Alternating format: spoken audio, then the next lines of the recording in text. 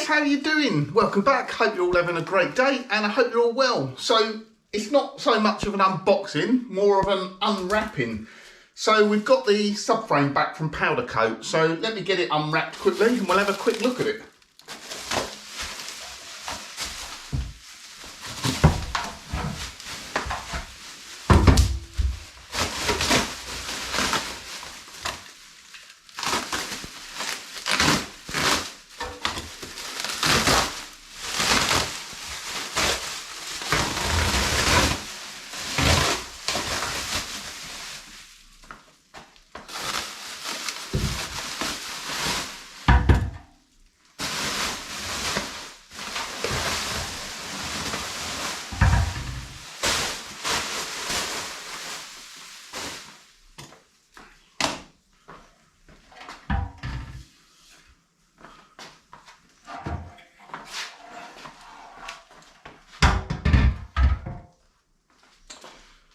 Well, there we go. It's looking pretty good. I'll bring you in for some close-ups in a moment.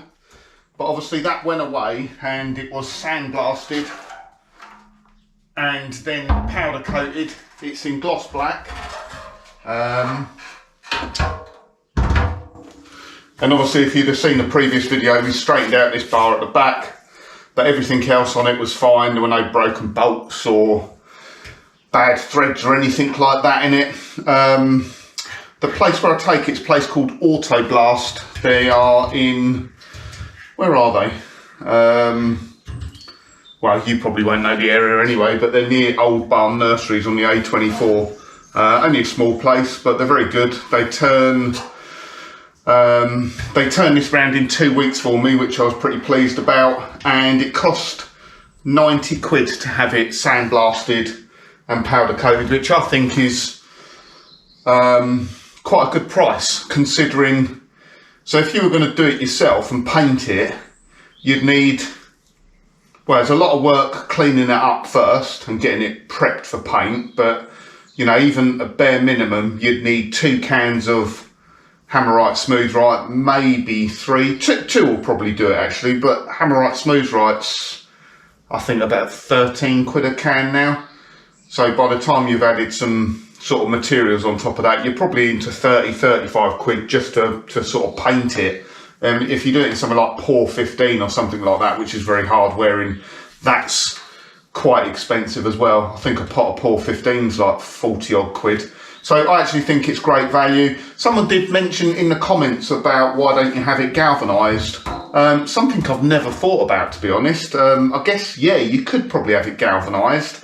But it would work out quite expensive, I think, because unless you were happy with just the galvanised finish, but you'd probably have it shot blasted, galvanised, then powder coated on top, so you've got the additional cost of having it galvanised. And to be honest, on something like this, that is really going to be, it's done 12,000 miles in 38 years. And I'd be surprised if it does that in another 38 years. It's not going to get high use. It's only going to get used in the dry. So, you know, if you had a daily driver Mini that you were going to put loads of miles on, then yeah, do everything you can. You might galvanise it and powder coat it, but it's not something I see people normally do to Mini subframes, although it's something that you could do.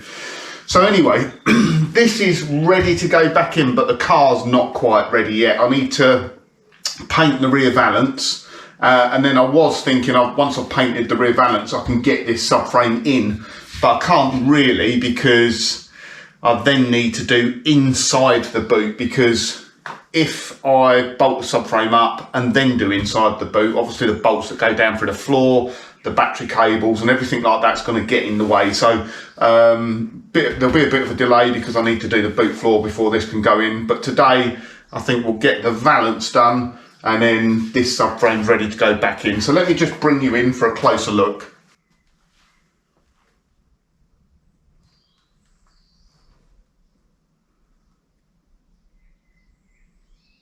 So as you can see, the powder coat finish is quite nice. It is gloss. It's not super glossy in powder coat though, just because from my experience with powder coat, it doesn't come out super shiny like that. I guess there's probably different products and different finishes you can have, but it's always a little bit dull in powder coat. But as you can see, it's done a really nice job of obviously masking up the threads, and all the bolt holes have been masked up as well. So one of the problems you have with powder coating is obviously the powder coat is attracted to the metal through electrical difference. So what that tends to do is the powder coat will get inside things, and particularly threads. So where we've got holes like this inside here, if you were just spraying something normally, you get a bit inside, but with powder coating it will go inside and coat. And if you've got any threads as well, it'll fill the threads up with powder coat. When you then come to reassembly, it makes it difficult because the bolts don't fit in the holes. Well, they do, but you've got to overcome the powder coat. So they do a good job of masking that up. But I'm really pleased with that. Obviously, it's not perfect. There are a few areas which show a little bit of pitting. You know, this is just age, but there's nowhere on this subframe that was really badly corroded or anything like that. I had a good look at it first. The damage really was at the back here. So that's all come out really nicely now. And yeah, like I say, it wasn't overly corroded. Now, I mentioned to the guy that was down there powder coat, and he says he gets lots of subframes to powder coat. One is probably because it's not a bad price. I think it's 90 quid is not too bad to have a subframe brought back to this standard. But also a new subframe now. If you want a heritage subframe, I think they're £475 now. So if you've got a subframe that is solid, then it is probably definitely worth having this done to it. Let me just spin it over and we'll look at the other side. One thing I'm unsure of what to do about, so obviously the flip side of this, the other side, has pads that go on sort of this area. They go underneath here and they go the opposite side to this underneath. I think those pads are there for, basically it runs very close to the boot floor, and obviously it's all on rubber mounts. So although it doesn't touch the boot floor when it's installed and you've got it up in the air, I think when you lower it down and it's on rubber and you're going down the road and you're going over bumps and things like that, and maybe with a full load in the boot, there is a chance that the subframe could strike the boot floor. So I think they put those pads on there to stop it striking the floor. If it does strike the floor, you don't get a horrible metallic banging noise. So I think that's what they're there for. You'll find lots of subframes that don't have them. I'm just trying to find the ones I had actually, bear with me. So they're the original pads that were on the car. As you can see, they're sort of a fibre rather than sort of foam or anything like that. On later Minis, they're like a rubber pad. Like I say, they go on the other side to this, but basically they go like there between the subframe and the boot, and they go there between the subframe and the boot, and on there. And those are the three areas where it runs quite close to the boot. Now obviously I could stick that back on, but it looks horrible. So I'm in two minds what to do. It definitely needs something on there. What I might do is, I've got some sound insulation left over from when I've done the floor on Sprout. So it's like this. It's almost like, well, it's closed cell foam that's kind of sticky backed. It's almost like neoprene. So I might cut squares out of that. I know it's not original, but it looks far neater and tidier than that does. And you know, I'll keep hold of that for prosperity maybe. So that's it. That's the subframe. It's pretty much ready to go in. Like I say, I just need to do a bit more prep. So let's get that rear valance done, and then yeah, things are, we're almost finished, to be honest. It almost feels like the end is near. Stick the interior back in, headlamps in, yeah, and then get it prepped for an MOT. Not quite sure where this bit will fit within all the videos. Probably not in any sort of sequence, but we're just about to paint the rear valance. And a bit of a milestone, because this is kind of the last bit on the car, which I've got to do any paintwork on the main body shell. Like I mentioned in one of the previous videos, the boot lid itself, I'm going to take that off, and I'm going to wet flat it back and see what it comes up like, but I may just respray the whole boot. I think the rest of the paintwork on the back, it just wants wet flatting and machine polishing, just because they've not done a very neat job of it. But as you can see, what I did now before I painted, I went out and just bought some dust covers from B&Q. They're only cheap. They're literally like a few quid. Really thin plastic. You just put it down everywhere, and I've laid sheets over the top as well, just to make doubly sure. It does cover everything up nicely, but it does make the floor very slippery, so you need to be careful like that. So the rear valance, the reason I'm painting it is obviously because it was all bent up down the bottom here where it had the tow rope pulling backwards. So I've straightened that out. That obviously damages the paint. And just the bottom lip, there was little bits of corrosion on there, nothing serious. And then, as you can see, this top lip, there's a couple of little bits where there was just corrosion just starting. I don't know whether you can see that. It's had cure rust on it now. We're just going to etch prime it in a little bit. But it's, you know, it's not like bad corrosion where you're losing flakes and lumps of metal. Yeah, hopefully you can see the rest of it there. Yeah, that bit there is probably the worst bit. But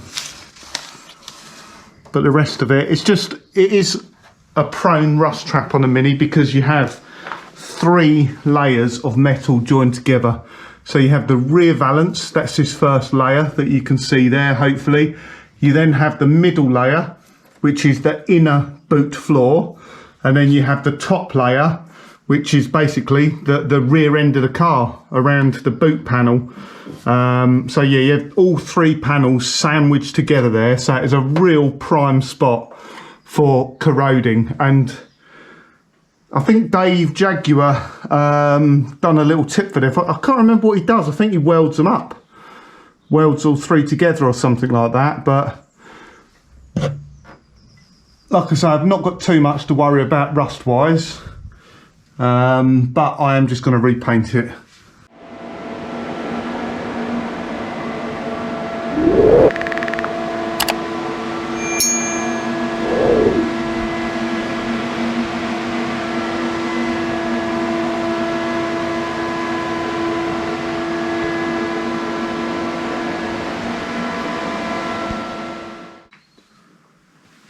Why is it always the case that the best paintwork you ever do is always on a part of the car that you're probably never going to see again? Or like this is too low down to see. So that's, I guess what you'd call gum fresh or can fresh in this case. It's come out really nicely actually. Not a great deal of orange peel.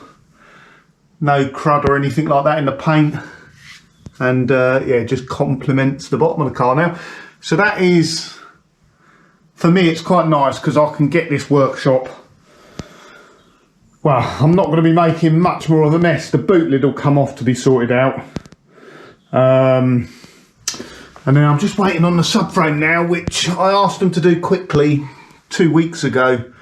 They said they'd be able to do it in a week, but obviously they haven't been able to. But I was asking quite a lot, to be honest, because I know they're busy. So get that subframe back and get it built back up again. Today's Reader's Drives features a Mini Traveller which belongs to Ian from Team Ballylough Classics. I'll leave a link to Team Ballylough Classics in the description if you want to head over to Ian's YouTube channel to see more about the car. So, a brief history. Ian found the Traveller in a barn in 1998 and fully restored it to 90% original over the course of the next year. It was in generally very good condition but needed some minor welding, a full respray and new wooden battens. Ian replaced a seized 848 engine with a 998cc engine from a 1984 Austin Mini City, including the rod change gearbox, wiring, steering column and switchgear. Ian drove it like this for the next 10 years or so, and then she went for a more intensive restoration with new front end and sills, again a full respray and a new one-off Cooper style retrim. Ian then took the car off the road for a 1293 Cooper S transplant in 2015. This also included respraying the roof Old English white, fitting Cooper S disc brakes and some bespoke interior. Ian completed the project on the 9th of October 2018, the day before Ian's wedding, which was the deadline for the project. Since then, Ian has added a few cafe racer style styling cues, including speedwell mirror brackets, Downton mirrors, a horizontal bonnet and wing stripe, and a rear strut brace, etc. The engine spec is a 1275 Cooper S A-series block with a plus 20 rebore to give it 1293cc. Twin 1¼ inch SUs on a standard airbox, but with K&N filter elements. It has a tuft-rided crank, Kent 266 cam, and a Manx Cooper S cylinder head which has been polished and ported. The exhaust is a Manifalo 3-branch LCB with RC40 single side exit long wheelbase type, and the transmission is a standard 4-speed rod change box with a CAD internal gear linkage. The engine was all built by Mervyn Johnston, aka the Tully Homan Flyer, who is one of Northern Ireland's most famous mini rally drivers, right behind Paddy Hobkirk in Ian's opinion. Mervyn won the 1964 Circuit of Ireland production car class in a 1963 Morris Cooper S. Thanks for letting us feature your car, Ian, and if you'd like to find out more, please go over and check out Team Ballylough Classics. There'll be a link in the description. I hope you enjoyed this week's video.